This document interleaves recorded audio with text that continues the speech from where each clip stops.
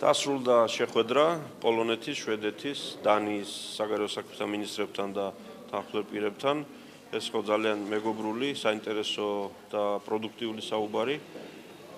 ჩვენ კიდევ ერთხელ მივიღეთ ამ სამი ძალიან მნიშვნელოვანი სახელმწიფოს უმაღლესი წარმომადგენლების მხარდაჭერა და დაპირება იმისა, რომ საქართველოს მათი სახით ყავს მეგობარი ყველა შემთხვევაში, ყველა ვითარებაში, სირთულეებშიც და რომ ისინი მზად არიან აღმოუჩინონ საქართველოს ყველა იმ ტიპის დახმარება, რაც ჩვენ ძალიან გვჭირდება, რიგის სამიტზეც, რიგის სამიტის შემდეგაც და სამივე ეს ქვეყანა, პოლონეთის, შვედეთის, დანიაც დარწმუნებული არიან, რომ საქართველოს ადგილი არის ევროპაში და ისინი ყველანაირად დაგვეხმარებიან ამ გზაზე სიარულში.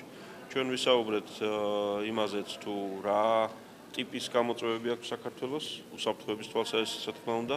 ჩვენ ვიცით, რომ სამივე ეს ქვეყანა ძალიან მყისიერად და მკაფიოდ სცემდა პასუხს ყველა იმ გამოწვევას, რაც საქართველოს ექმნებოდა რუსეთის მხრიდან და ჩვენ კიდევ ერთხელ მივიღეთ ეს დაპირება.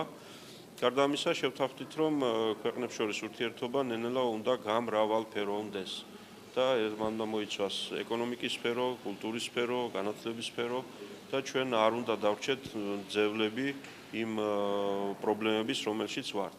უნდა მოვახერხოთ და უსაფრთხოების საკითხების გადაწყვეტასთან ერთად მივიღოთ ის სარგებელი, რაც ამ ქვეყნებთან ურთიერთობაში შეგვიძლია მივიღოთ სხვა სფეროებში.